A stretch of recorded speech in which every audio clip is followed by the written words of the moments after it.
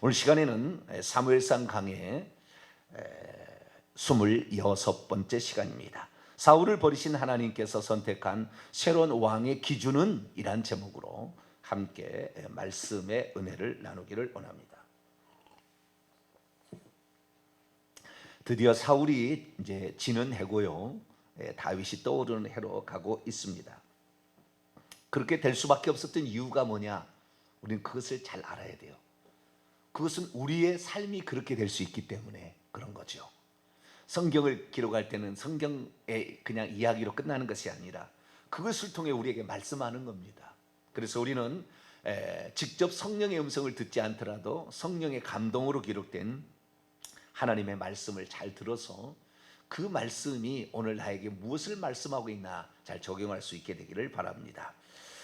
오늘 드디어 이 사무엘상 강의에서 가장 많이 나오는 설교 가운데 본문의 하나입니다. 어제도 그 사울 왕이 버림당한 그 측면, 교만에 관한 설교할 때는 사무엘상 15장을 많이 하고, 오늘 이제 사무엘상 16장은 하나님께서는 외모를 보지 아니하고 중심을 본다라는 그 말로 설교하는 대표적인 본문이죠. 그래서 사무엘상 16장 7절의 말씀, 이 말씀을 가지고 설교를 많이 하고, 17장에도 이제 그 전쟁은 여호와께 있다라는 그 말로 또 이제 설교가 많이 나가는 아주 대표적인 세 가지의 본문입니다. 오늘 본문은 드디어 이제 그 사울이 지고 사무엘이 다윗에게 기름을 부어 왕을 이제 세우는 그런 장면이에요. 그런데 사울하고 좀 다른 게 있다라는 겁니다. 사울도 똑같이 기름 부어 왕을 세웠거든요, 사무엘이. 그런데 오늘도 다윗을 똑같이 기름 부어 왕으로 세우는데 다르더라는 거예요, 뭔가. 그런데 우리는 이제 이미 결론을 알고 있지만, 사울이 살아간 삶과 그리고 다윗이 살아간 삶을 틀리고, 사울이 남긴 업적이나 다윗이 남긴 업적이 다르단 말이죠. 천양지차로 갈라지는 거다 그 말이죠. 그러니까 우리가 여기 시작부터 벌써 우리가 뭔가 다르다는 걸 알아야 됩니다. 어제 우리가 사무엘상 15장의 말씀을 통하여 결국에 아말렉 족속과의 이 전쟁의 헤렘 전쟁을 하기를 원했으나 살아있는 모든 것을 다 죽이라, 전멸시키라는 그의 명령을 순종하지 않아서 결국에 왕위에서 폐위당하는 사울 왕을 보게 됩니다. 근데 여러분, 그때의 사울 왕이 나이가 얼마나 된 줄 아세요? 아말렉을 쳤을 때. 우리는 이 역사와 그리고 그 시간적인 안배를 잘 봐야 됩니다. 언제 그 말을 했느냐, 이게 중요해요. 언제, 어떤 상황에서 그 말을 주었느냐가 중요한 거죠. 사람은 여러분 잘 안 변한다는 걸 아셔야 됩니다. 여러분이 잘 안 변한 사람에 속한다면은 정말 엄청나게 많이 기도해야 됩니다. 사람은 잘 변하지 않습니다. 왜 잘 변하지 않느냐? 블레셋과의 전투가 두 번째 그 사울 왕에게 명령을 했는데 그 잘못된 거잖아요, 블레셋과의 전투가. 근데 그 블레셋과의 전투, 여기에서 하나님께서 기다리지 못하고 막 제사를 드려버리는 바람에 하나님께서 왕의 나라가 영원토록 설 수 없다라고 분명하게 왕의 나라는 한계가 있다고 얘기를 했잖아요. 그때 사울 왕의 나이는 42살입니다. 그리고 어제 제가 증거했던 이 아말렉과의 족속과의 싸움에서 그 전쟁에 멸하라고 얘기했을 때 그때 나이는 얼마냐? 62살이에요. 20년이 흘러간 겁니다. 62살이고 사무엘과는 12살 차이가 납니다. 사무엘 12살 차이가 나기 때문에 이 사울은, 그러니까 오늘 62살이니까 사무엘을 나이를 치자면 84세예요. 지금 와서 얘기하는 게 할아버지라고요. 할아버지. 그러니까 아말렉을 그 쳤을 때, 그때 그 나이, 아말렉을 쳤을 때 그 사무엘의 나이가 84세였는데 아각을 찍어 쪼갰다 했잖아요. 그러니까 그 할아버지가 그렇게 했다는 것은 엄청나게 분노가 거기 있었다는 거잖아요. 근데 오늘 이제 사울 왕이 아말렉 전쟁과 이제 전쟁에서 승리하고 끝났는데 요 전쟁이 끝난 다음에 오늘 본문 말씀은 다시 3년의 또 세월이 흐른 거예요. 그래서 오늘 지금 그 나이를 본다고 한다면 그 뒤로부터 3년이 지난, 그러니까 지금의 사울 왕의 나이는 65세가 된 겁니다. 65세. 그리고 사무엘의 나이는 77세가 된 겁니다. 77세. 그래서 우리가 아까 제가 뭘 잘못 계산한 것 같은데 62세에다가 12살을 합치면 얼마죠? 74세. 아까 사무엘이 74세고 지금은 이제 사무엘이 77세입니다. 제가 계산을 잘못했네요. 그런데 여러분 보세요. 블레셋과의 전투에서 하나님께서 책망을 해서 이제 너는 영원토록 왕위에 있게 하지 않겠다고 그렇게 얘기를 해서 20년을 기다리는데 20년 뒤에 바뀌었습니까? 안 바뀌잖아요. 사람 쉽게 안 바뀝니다. 이게 아주 중요한 거예요. 왜 하나님께서는 어떤 특별한 사람을 쓸 때는 하나님께서 정해서 이 땅에 그 영을 보내서 주는 이유가 있는 거예요. 잘 안 바뀌니까 그러는 거예요. 안 바뀌니까 사람. 우리가 지금 회개를 계속하고 있습니다. 회개를 계속하고 있는데 이 회개가 나만의 죄를 회개하는 게 아니라 조상들의 죄도 회개를 하잖아요. 근데 왜 우리가 조상들의 죄를 회개해야 되느냐? 그에 대해서 불만을 가질 수가 있습니다. 불만을 가질 수가 있어요. 그런데 그것을 불만을 하지 말아야 돼요. 왜냐하면 거꾸로도 있다는 걸 아셔야 돼요. 거꾸로도. 조상들 때문에 엄청 복을 받을 수 있다는 걸 아셔야 되는 거예요. 그러니까 내가 지금 어려운 형편에 처하고 모든 것들이 보게 되면 그런 것들이 여러 가지 측면이 있지 않습니까? 뭐 자녀의 길이 안 열린다, 아니면 어떤 질병에 시달린다, 어떤 것은 그 다음에 질병에서 노임을 보한다. 다 이유가 있는 겁니다. 그냥이 아니에요. 우리 조상들이 어떻게 했느냐가 결국에 그 영향을 미치고 있는 것입니다.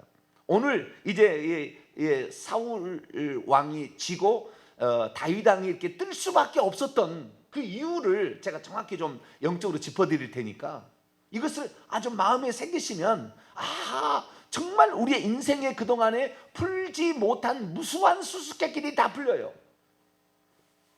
무수한 수수께끼리 다 풀립니다. 그래서 그럴 수밖에 없었구나 라는 걸 아셔야 돼요. 우선 대원칙을 한번 보고 나가도록 합니다. 갈라디아서 6장을 열어보죠.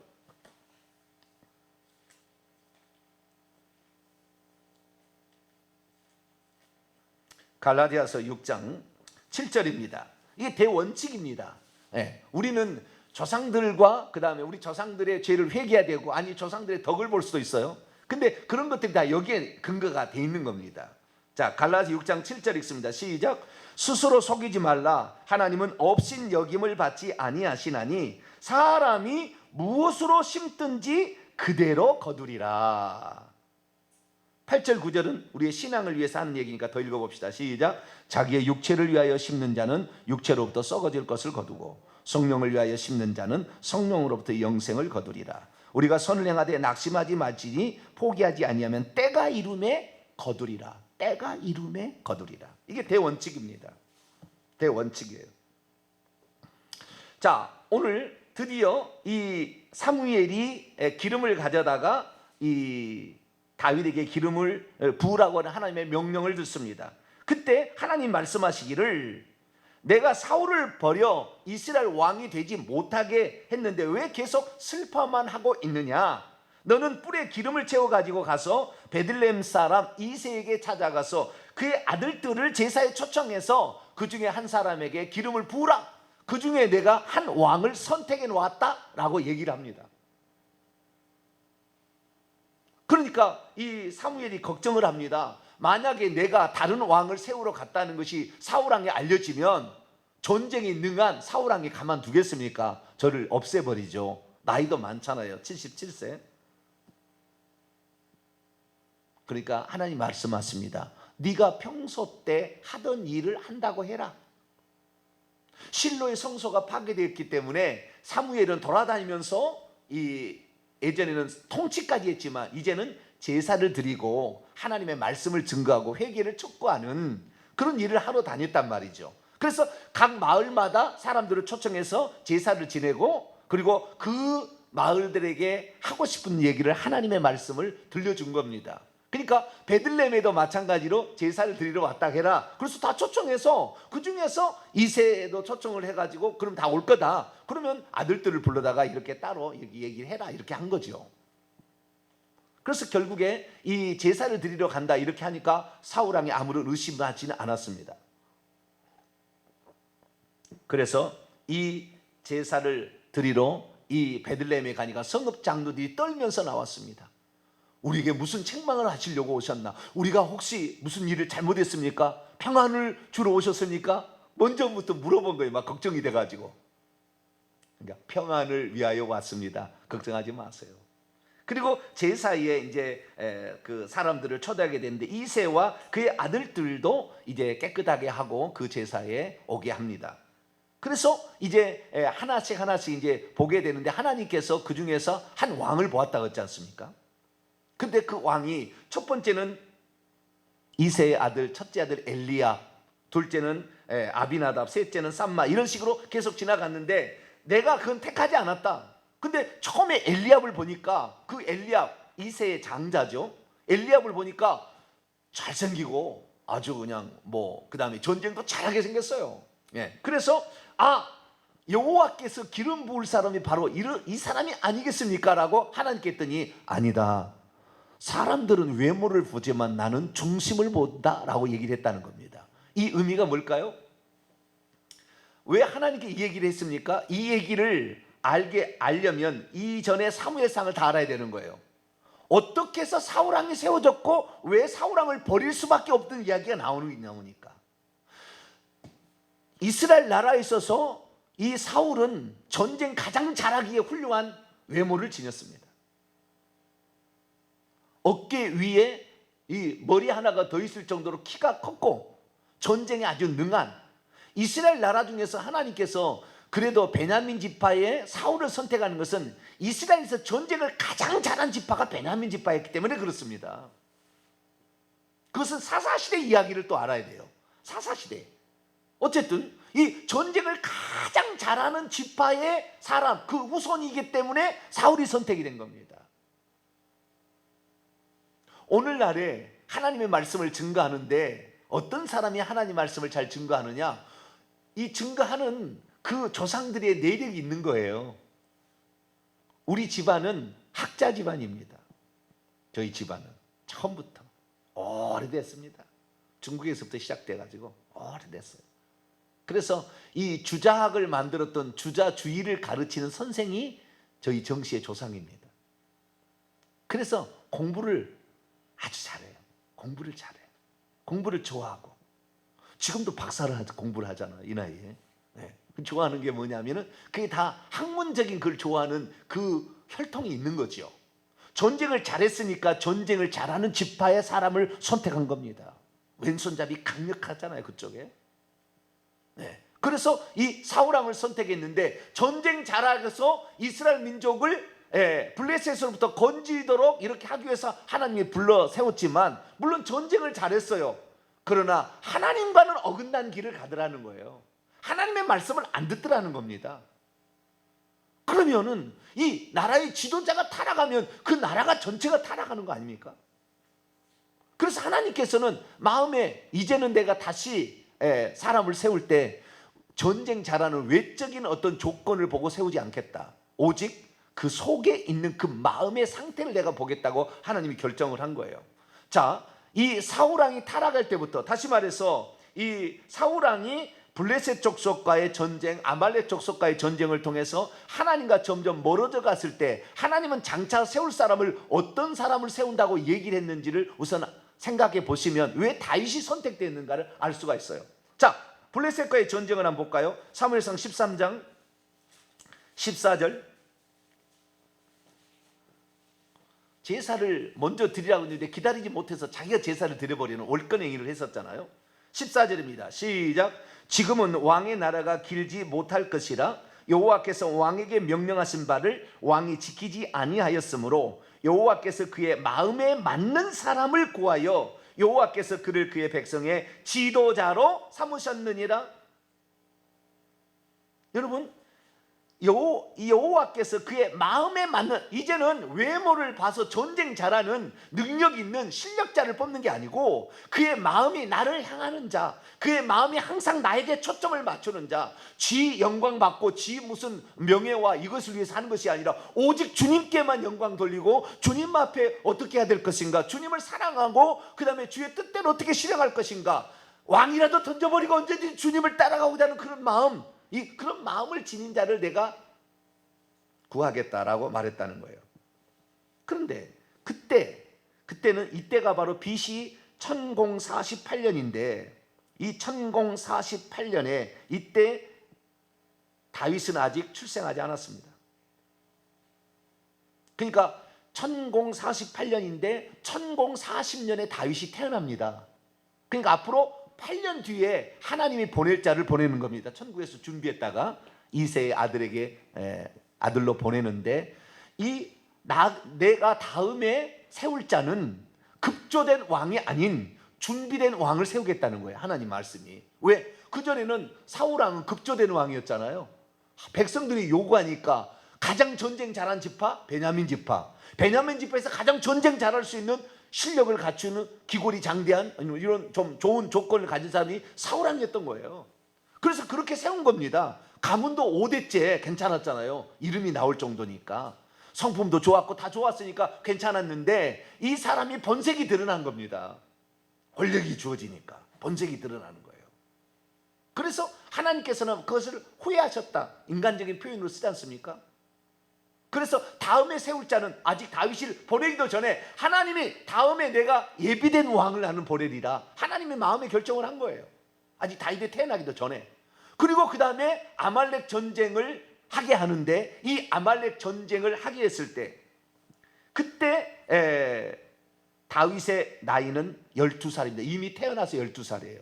그러니까 아말렉의 족속을 사울에게 멸하라 라고 62세 때 그 명령을 했던, 사울이 62세 명령했던 것은 하나님께서 너의 왕국을 어느 때까지 결정하는 것인가를 생각하시고 지금 명령한 겁니다. 너의 왕국을 어느 때까지 내가 해주게 할 건가. 왜? 하나님이 작정한 사람은 보내고 이미 보내놨으니까. 그러니까 철저하게 순종했더라면, 또한 그것이 잘못됐던 것을 회개하고 금식하며 자기가 회개했더라면 사울이 자기가 왕이 할 때만 엄청난 업적을 남길 수가 있도록 하나님 배려해 줬을 거예요. 설령 그 왕이 떠나간다 할지라도. 그런데 아말렉과의 전쟁을 보니까 어떻게 해요?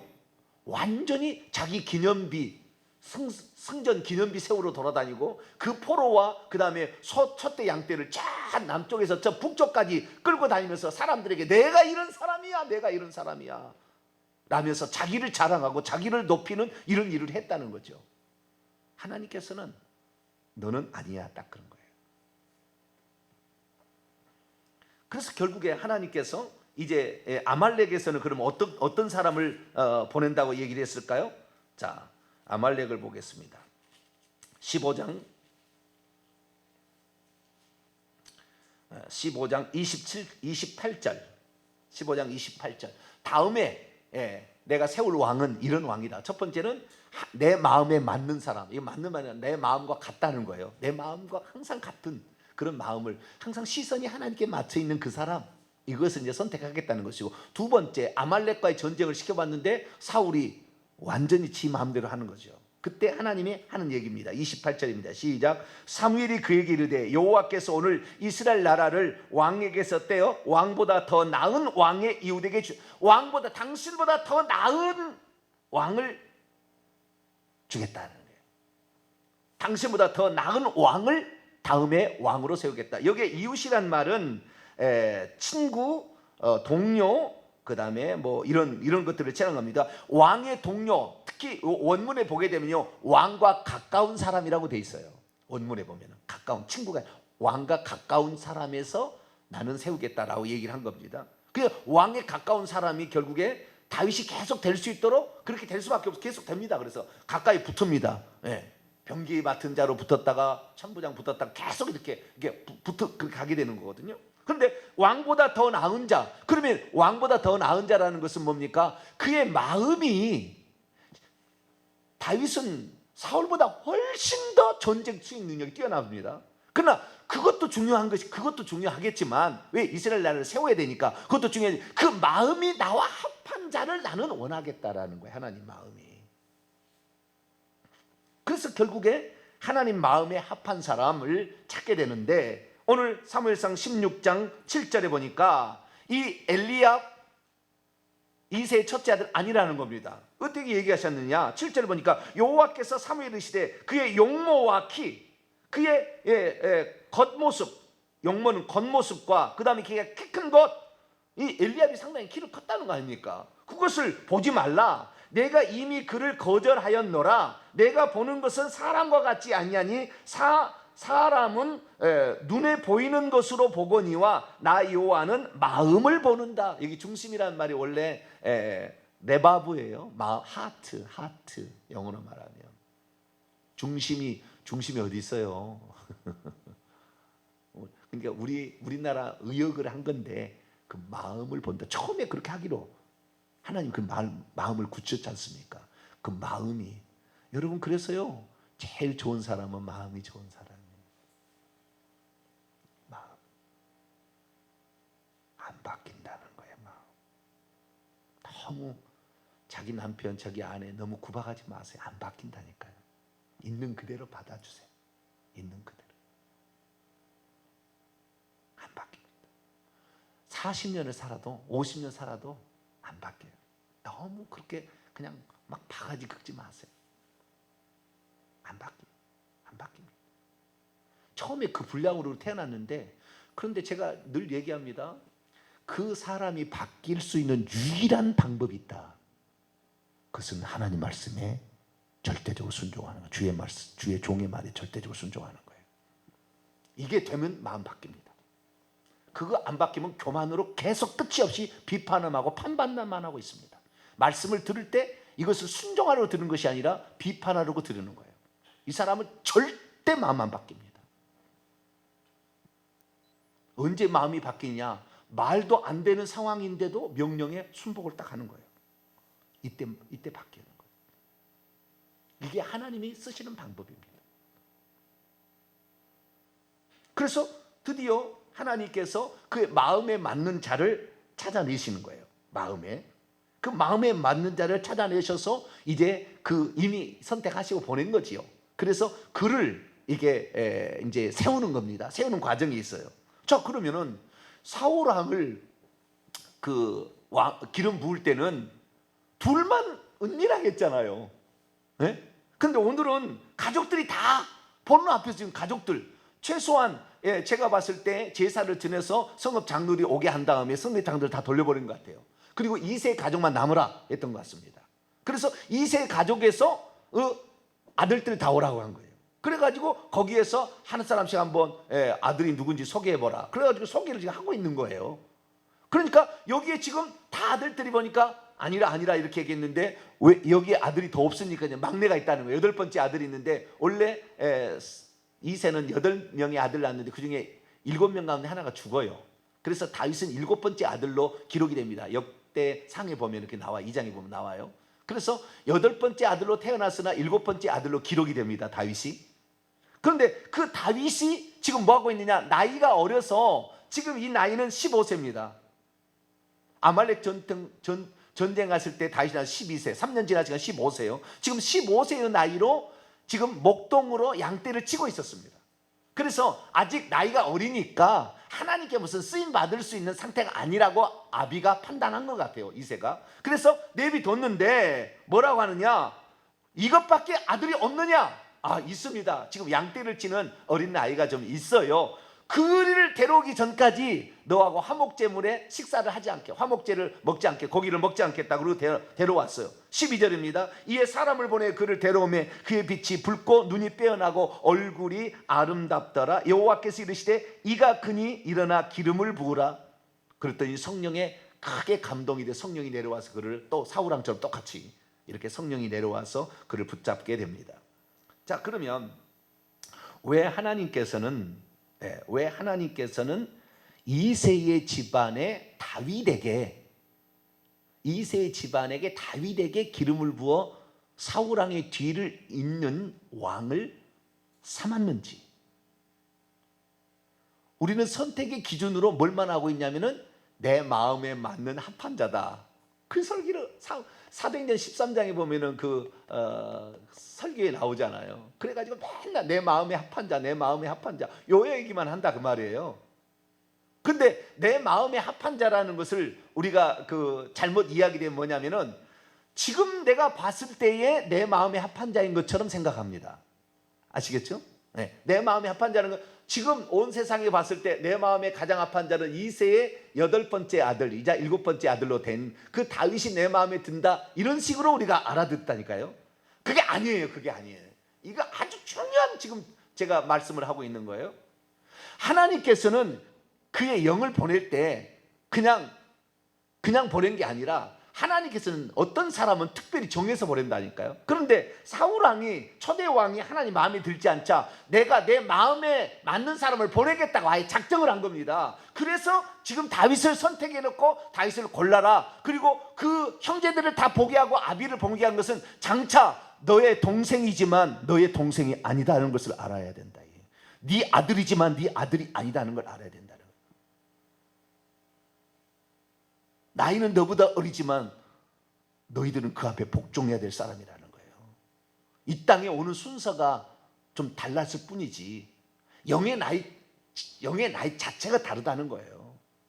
성숙한 사람을 보낸 겁니다. 아주 다윗이. 그래서 어릴 때부터 삶 자체가 다르는 거예요. 목동으로 나가서 자기는 고생하고 형들은 놀아도 불만하지 않아요.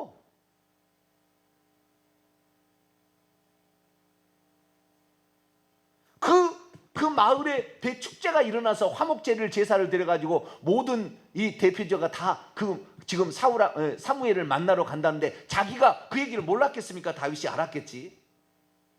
그런데도 불만이 없다니까요. 아버지가 나에게 맡겨주니 나는 충성하리라, 뭐 이거예요. 마음 자체가 다른 거예요. 그러면 어떻게 되어서 이 다윗이라는 자를 하나님께서 그 가문에 그 사람으로 그 집안에 태어나겠느냐, 이게 아주 중요한 거예요. 요 비밀을 터득하게 된다면 오늘 인생에 풀리지 않는 모든 문제가 상당히 많이 풀리게 될 것이고, 거꾸로 내가 별로 한 일이 없는데 내가 복을 받은 이유는 뭐냐는 거예요. 그것이 풀리게 되는 것입니다.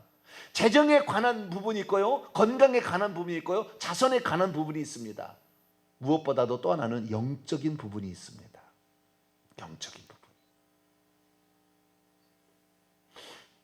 사울을 선택했을 때 하나님이 그 가문에서 어떤 원칙에 의해서 선택했고 다윗을 어떤 원칙에 의해서 선택했는지를 알게 된다고 한다면 우리는 절대 불만 갖지 않아요. 왜 하나님은 나를 다윗처럼 이렇게 쓰지 아니하시고 별로 한 달란트밖에 없이 다윗은 왜 5달란트 주시고 나는 1달란트 주셨습니까? 그 말이 입에서 안 나옵니다. 절대. 이 원리를 알면. 내가 지금 이 말씀을 들을 수 있는 위치에 있다는 사실 자체에 감격합니다. 그냥. 내가 이것을 깨닫고 이것을 들을 수 있는, 이 말씀을 들을 수 있는 이 위치에 있다는 사실 자체가 너무 감격스러운 거예요. 왜? 아무나 이 말씀을 들을 수 있는 게 아니거든. 분량이 돼야 되는 거예요. 분량. 다. 자, 그러면 하나님께서 작정하에 보내는 사람은 하나님께서 이미 마음에 맞을 사람, 내 마음에 맞는 사람을 보내겠다고 하셨고, 그 다음에 보낸 다음에는 뭐라고 마셨습니까? 사울 너보다는 더 훌륭한 사람이다. 그는 미리 얘기하셨다고요. 너보다 훌륭해 라는 얘기를 하셨다고요. 그리고 그 다음에 오늘 드디어 이 불렀는데 뭐라고 하느냐, 처음에요 블레셋 전투에서 그때 사울이 실패할 때는 내 마음에 맞는 사람을 이스라엘의 지도자로 삼겠다고 했습니다. 지도자로. 나기드입니다. 아직 왕이라고 얘기하지 않았어요.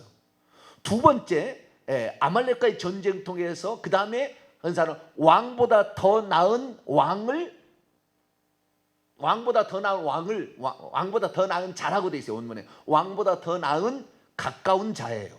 그런데 이스라엘 나라를 찢어서 주겠다고 했습니다. 그러니까 이도 왕일 가능성이 매우 많죠. 그런데 오늘 16장 1절 보면은 이새의 아들 중에서 내가 한 왕을, 여기 정확히 멜레크 왕입니다. 정확히 왕을 내가 이렇게 세운다고 얘기합니다. 그러니까 하나님께서 우리에게 어떤 말씀하실 때 처음부터 모든 걸 다 말씀하지 아니하시고 점차적으로 우리가 어떠한 존재인지를 그 나이나 영적 성숙도에서 얘기를 해준다는 거예요. 뿐만 아니라 이 크게 봤을 때는 베냐민 지파가 아닌 유다 지파잖아요. 유다 지파를 세운다고 아예 하나님이 예언을 해놨어요. 자, 창세기 49장 오늘 여기까지 보고요. 내일 그 근본적인 조상과 관련된 얘기는 내가 내일 해드릴게요.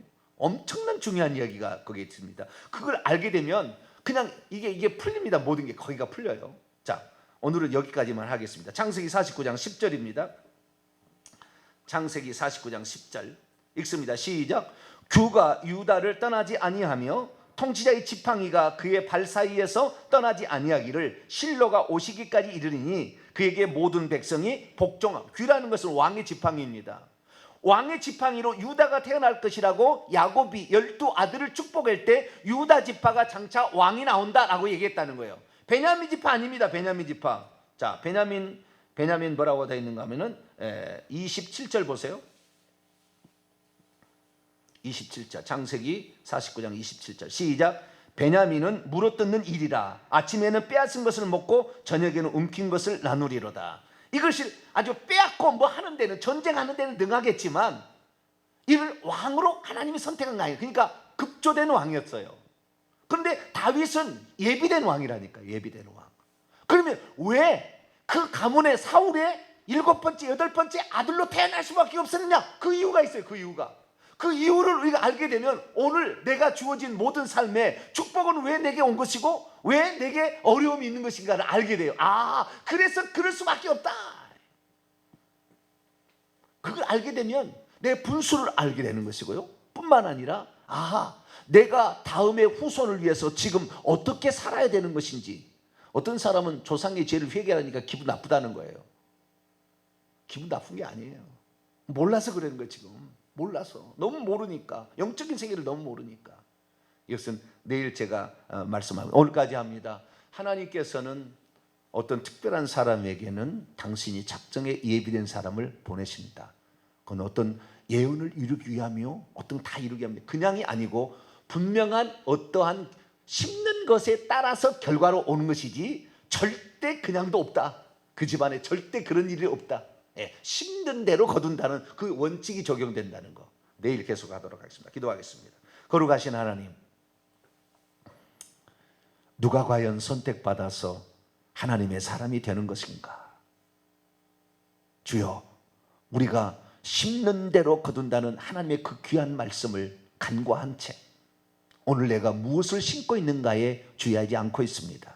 주여, 다윗이 그렇게 하나님께 선택받은 예비된 사람이 될 수밖에 없는 것은 심는 대로 거둔 결과인데, 주님, 우리가 부지런히 심을 수 있는 씨를 뿌리는 자 되게 해 주옵소서. 우리 주 예수 그리스도의 이름으로 기도하옵나이다.